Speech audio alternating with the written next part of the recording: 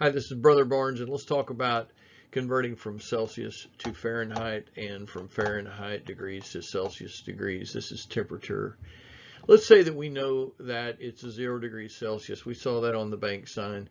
And so if we plug 0 for C and we take 9/5 of 0, what do we get when we take 9/5 of 0? That happens to be 0. Add that to 32, and so we can know that 0 degrees Celsius is equal to 32 degrees Fahrenheit. There we go.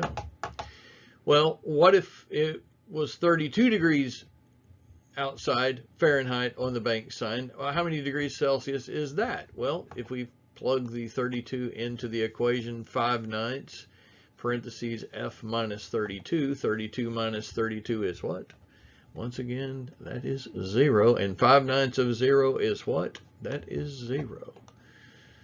So this is a very simple application to go from Celsius to Fahrenheit, and then also from Fahrenheit to Celsius.